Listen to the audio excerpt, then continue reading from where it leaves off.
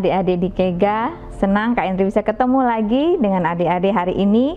Hari ini Kak Indri bisa bersama-sama ibadah bersama-sama dengan adik-adik, suatu kebanggaan buat Kak Indri.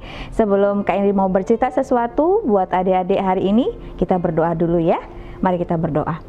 Terima kasih Tuhan buat waktu yang indah yang Tuhan berikan dalam kehidupan kami untuk kami hari ini bisa beribadah bersama.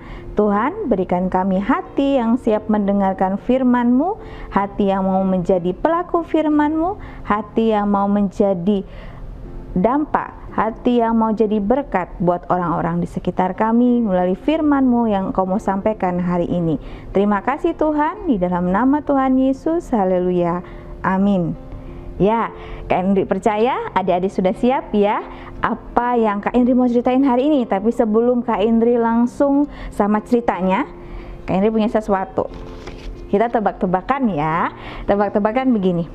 Ada satu buku ini Kak Indri buat. Teman-teman Kak Indri percaya adik-adik suka baca Alkitab. Nah, kita mau tebak-tebakan ini alamatnya ada di mana. Kata-katanya Kak Indri tidak atur dengan rapi, tapi adik-adik yang atur dengan rapi. Kata-kata yang pertama, di dalam ayat itu ada kata karena itulah. Yang kedua ada kata yang diindah. Kok katanya nggak kayaknya sambung ya, tapi kita akan sambungkan nanti.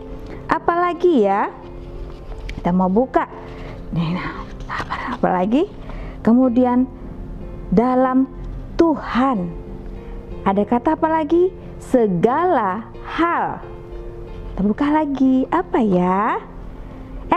Di kata itu ada kalimat itu kata hai anak-anak. Pasti sudah nebak ya. Itu ada di mana? Ada kata hai anak-anak. Tapi bener nggak ayat yang adik-adik pikirkan seperti ini bunyinya di belakangnya ada kata taatilah orang tuamu dalam. Ada nggak? Sudah tebak ayatnya di mana atau yang belum? Nah, pikirin sama-sama ya. Boleh tanya sama papa mama yang ikut ibadah dengan adik-adik hari ini ya. Ada kata karena itulah, yang diindah, hai anak-anak, taatilah orang tuamu dalam. Ada kata dalam Tuhan segala hal ya. Kak Indri nggak kasih tahu apa ayat apa ini di mana. Nanti kita akan coba, kita akan ingat-ingat ada di mana dan kita hafalkan bersama-sama. Nah, kali ini adik-adik Kak Indri mau cerita. Kembali Kak Indri punya buku Siapakah atau Apakah ini ya. Kak Indri punya cerita dan Kak Indri belajar banyak dari tokoh ini.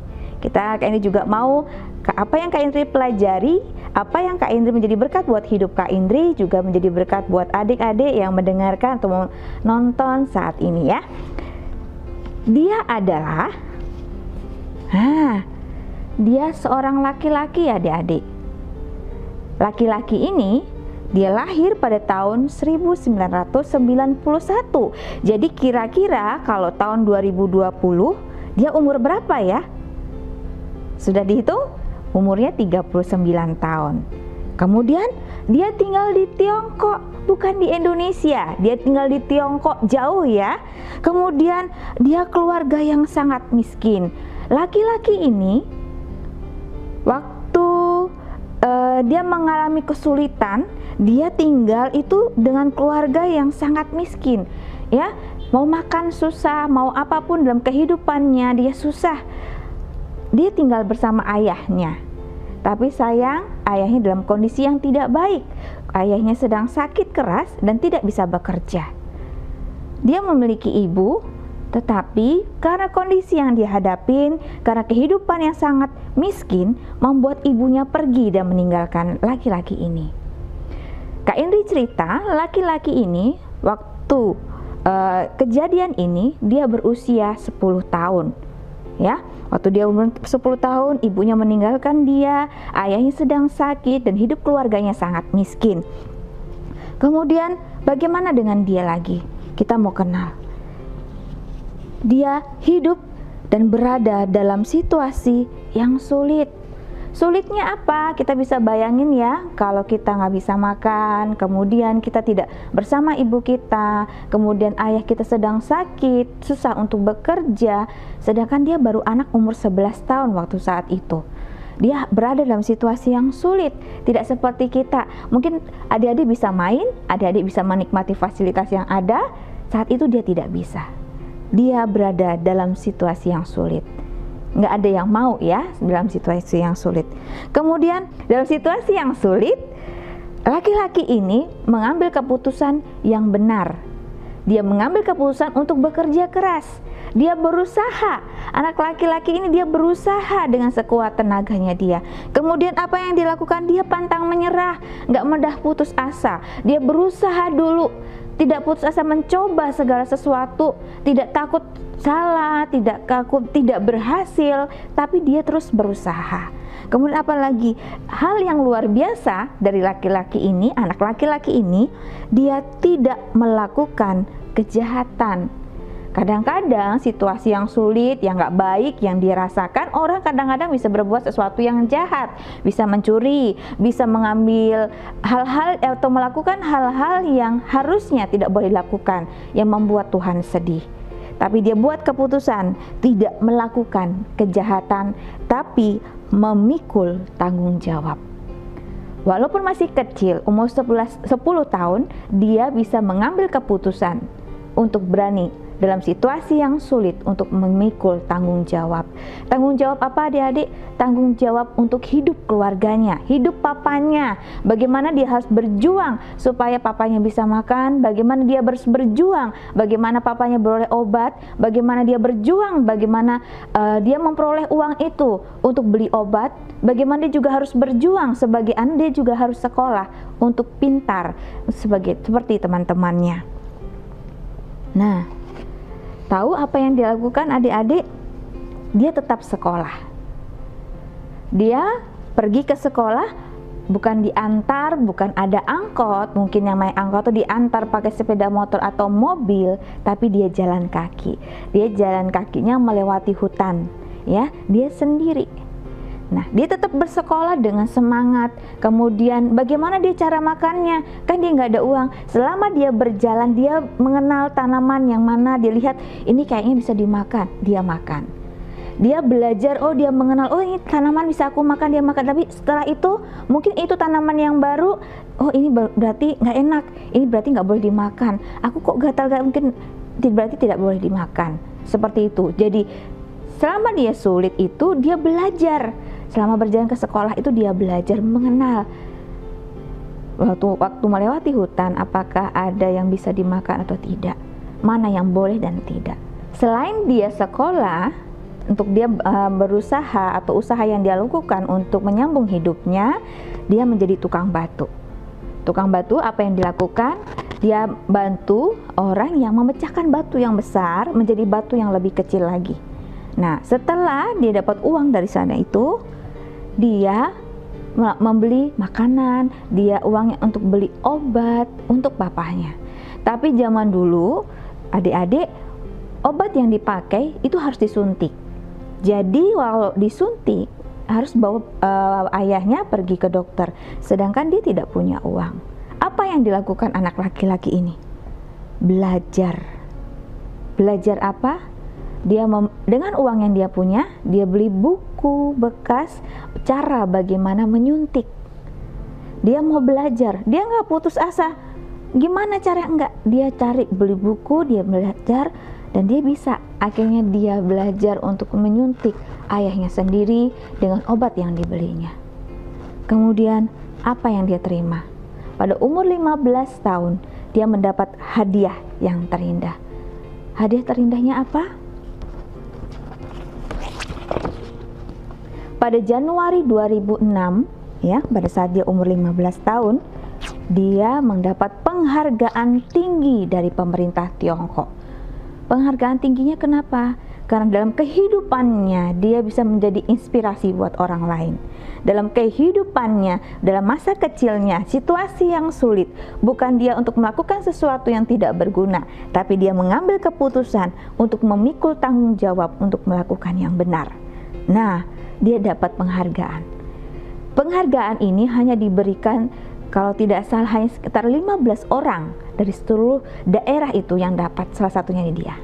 Pada suatu saat dia ditanya sama pembawa acara, di hadapan dia waktu diri di atas panggung, banyak yang menonton.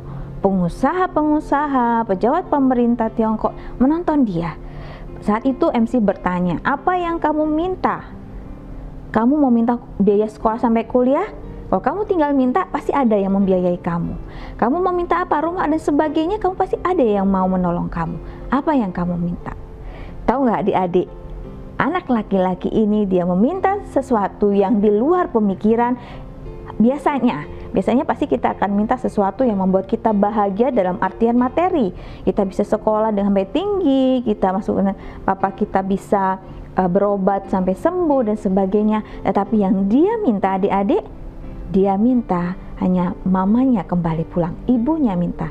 Dia bilang, saya hanya mau ibu saya pulang. Ibu pulang.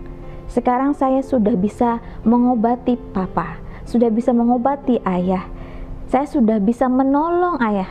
Saya sudah bisa merawat ayah. Jadi ibu nggak susah lagi. Ibu tidak perlu panik. Ibu tidak perlu bingung harus bagaimana. Saya sudah bisa. Saya sudah bisa rawat ayah saya. Saya sudah bisa bekerja untuk mencari uang makan. Jadi ibu pulang. Nah teman-teman, anak laki-laki ini luar biasa. Dia meminta hal yang sederhana. Dia tidak meminta sesuatu yang luar biasa buat hidup dia, tapi hal itu yang sangat berarti, yaitu ibunya untuk pulang kembali. Siapakah dia? Mungkin ada teman-teman atau adik-adik yang menonton tahu siapa ini. Dia adalah seorang anak bernama Zhangda. Ini Zhangda. Bagaimana dia berjuang buat hidupnya. Nah, Kak Indri, kenapa Kak Indri cerita ini? Kita kan nggak dalam situasi sulit seperti Zhangda. Aku masih bisa makan, aku masih bisa tinggal di rumah, aku bisa sekolah walaupun secara online, aku tidak perlu jalan di tengah hutan. Tapi dalam kehidupannya apa yang kita bisa belajar? Teman-teman, hari-hari ini atau adik-adik hari-hari ini kita tetap mengalami hal yang sulit. Sulitnya apa? Mungkin kita dibatasi untuk tidak bisa bertemu dengan teman-teman, kita dibatasi untuk tetap di rumah, belajar online. Mungkin yang mau jalan-jalan agak susah dengan kondisi saat ini, itu juga sulit. Mungkin sulitnya tidak seberapa dengan yang dihadapi Zhangda, tapi Kak Indri mau ajak adik-adik belajar dalam situasi sulit yang tidak membuat kita nyaman, yang tidak membuat kita suka, itu sudah sulit buat kita. Zhangda yang begitu berat, dia membuat keputusan yang sangat hebat, membuat keputusan untuk tidak melakukan yang jahat atau tidak melakukan yang tidak membuat Tuhan sedih, tidak melakukan yang membuat Tuhan sedih dengan kehidupannya, tapi dia mengambil tanggung jawab itu untuk dia. Apa akibatnya yang dia dapat? Dapat hadiah yang terindah. Nah, adik-adik, kita belajar hari-hari ini kesulitan apa nggak ada Kak, aku fine-fine aja, aku di rumah bisa main, tidur siang, kemudian mungkin kalian sekali-kali diajak makan keluar sama papa sama mamaku, tapi pasti ada sesuatu yang tidak nyaman kalau kalian pingin main ke teman-teman, tidak bisa seperti yang dulu, kangen dengan teman-teman di sekolah, belajar sama-sama juga nggak bisa, ya. Nah, situasi yang sulit ini kita mau belajar punya cara pandang yang berbeda. Seperti Zhangda, bagaimana kita memiliki hati dengan respon yang berbeda. Seperti apa? Hal yang gampang. Yang di rumah hal yang sulit apa? Saat kita lagi asik sesuatu, kemudian orang tua kita minta tolong untuk kita melakukan sesuatu. Itu sudah pasti nggak mau. Itu pasti sudah benar-benar kita tidak nyaman. Lagi asik mah entar ya, entar. Habis itu dipanggil, sudah dilakukan, entar ma, entar. Atau mungkin dipanggil, iya ma, tapi tidak datang-datang. Dipanggil lagi, iya ma, tapi tidak datang-datang. Karena apa? Itu sulit kita lakukan karena kita lagi nyaman dengan situasi apa yang kita lakukan. Dan kalau kita melakukan hal yang lain yang tidak kita suka, itu pasti sulit buat kita. Itu juga sudah sulit. Tapi hari ini Kak Indri mau kita belajar sama-sama. Kira-kira apa yang bisa dilakukan? Dari hal yang kecil. Mamanya adik yang dari kelas kecil atau kelas balita, aku bisa ngapain? Aku kan masih kecil. Oh, aku pun masih kecil, kalian sudah hebat. Kalian bisa belajar di rumah, bantu mama, umpamanya buang sampah. Di mana harus buang sampah? Apalagi, oh bantu mama merapikan mainan kalau habis main. Kadang-kadang Kak Henry masih tahu ada yang habis main ditinggal, lupa rapiin. Ya rapiin mama aja. Tinggal, atau habis melakukan sesuatu tidak bertanggung jawab, ditinggal begitu saja, mamanya yang suka beresin. Sekarang kita belajar memikul tanggung jawab untuk apa? Melakukan supaya kita menjadi anak yang hebat. Nanti kita bisa, pintar sekali anak ini, dia rajin buang sampah pada tempatnya, orang akan melihat. Adik-adik kelas kecil atau balita sudah jadi berkat buat orang lain. Apalagi kira-kira yang bisa umpamanya di rumah bantu mama. Bantu mama apa ya kira-kira? Oh, kalau kita habis makan, seandainya itu tempat makan kita tidak berat dan tidak mudah pecah, kita bisa bantu mama taruh ke belakang. Sulit enggak? Kalau tidak dicoba pasti sulit. Tapi kalau kita mau belajar, kita pasti bisa. Apalagi itu adik yang kelas kecil dan balita ya. Kemudian nggak lupa yang kelas kecil, kalau membawa sesuatu jangan lupa taruh pada tempatnya ya, ambil sesuatu kembali pada tempatnya. Kalau kelas besar atau ya paling tidak yang SD, apa yang bisa tanpa harus disuruh sama mama papa, kita mau belajar apa? Bantu mama. Sebenarnya mama lagi nyuci, bantuin jemurin. Itu sederhana, tapi itu melatih kita untuk terampil. Apalagi, bantu mama bisa angkat jemuran. Itu tidak perlu anak perempuan atau anak laki, itu semua bisa lakukan. Apalagi yang kita bisa lakukan? Kita bisa lakukan yang mungkin yang sudah besar, yang kelas 5 atau kelas 6, bisa bantu mama belajar cuci piring sendiri. Walaupun ada mbak di rumah ataupun biasanya kakak yang cuci piring, kalau kalian bisa lakukan hal itu dan diizinkan orang tuamu, coba belajar. Apalagi yang bisa selain cuci piring, kalian bisa belajar untuk bagaimana? Nah, masak sederhana umpamanya, ini yang sudah besar ya, yang kelas 5, kelas 6, kalau memang sudah diizinkan oleh mama papa. Yang sederhana, masak apa? Bantu masak air aja. Bisa kan? Kalau sudah mendidih, ini udah mendidih, tinggal matikan. Sudah, nanti mungkin angkat air panasnya biar mama, karena itu berbahaya. Kita belajar hal sederhana. Kenapa harus belajar itu? Itu nanti menjadi sesuatu yang membuat kita lebih hebat. Contoh kalau nanti kalian sudah besar, nanti sumpahnya sekolah ingin, aku besok udah besar, aku mau sekolah di luar negeri kak, gitu ya. Nah kalau sekolah di luar negeri berarti papa mama kan tidak ikut, kalian harus tinggal sendiri. Nah kalau kalian dari sekarang sudah belajar, dari kecil belajar bagaimana baru bangun tidur merapikan tempat tidur, belajar bagaimana habis mainan atau habis menggunakan barang ditaruh pada tempatnya, itu tidak sulit buat kalian saat kalian sudah besar nanti untuk bisa belajar bertanggung jawab dengan barang-barang kalian. Kamar kalian tetap rapi, tetap bersih karena belajar.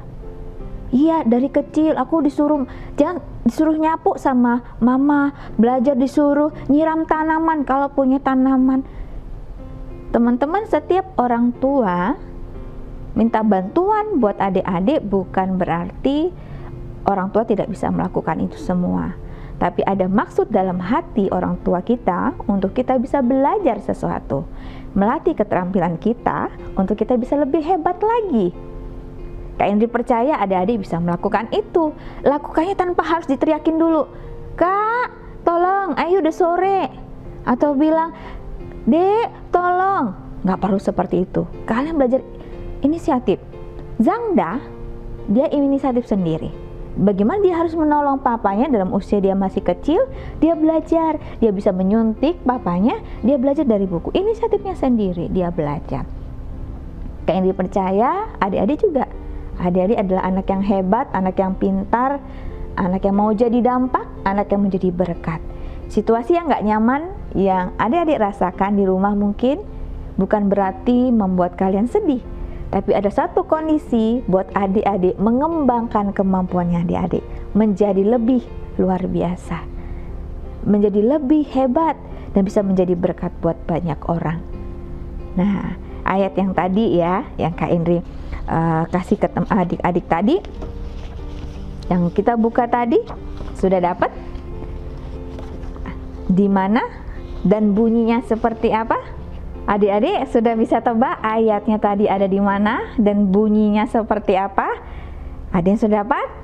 Nah, yang sudah dapat kita coba cek apakah sudah benar. Yang belum kita coba cari ada di mana. Kata-kata ini ada di Kolose 3 ayat 20. Sudah dapat ya? Kolose 3 ayat 20. Hai anak-anak, taatilah orang tuamu dalam segala hal, karena itulah yang indah di dalam Tuhan. Nah, adik-adik, bilang firman Tuhan di Kolose 3 ayat 20. Hai anak-anak, taatilah orang tuamu dalam segala hal. Segala hal. Segala hal artinya semua. Tidak pilih-pilih, kecuali itu melanggar firman Tuhan, itu yang tidak boleh. Kalau dalam segala hal itu tidak melanggar firman Tuhan, itu boleh dilakukan. Ya adik-adik, Kak Indri percaya kalian bisa, kalian mau belajar sama-sama dari kehidupan Zangda, seorang anak laki-laki yang mau memikul tanggung jawab dalam kondisi sulit. Dia mau memikul tanggung jawab dengan benar. Dia mendapat hadiah yang besar. Dia bisa menjadi dampak buat orang-orang di sekitarnya.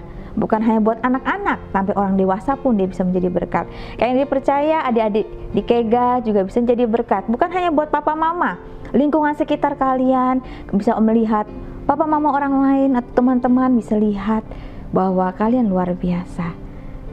Mari kita mau belajar sama-sama minggu ini ya, kita lakukan. Kita mungkin, Kak, aku kan capek.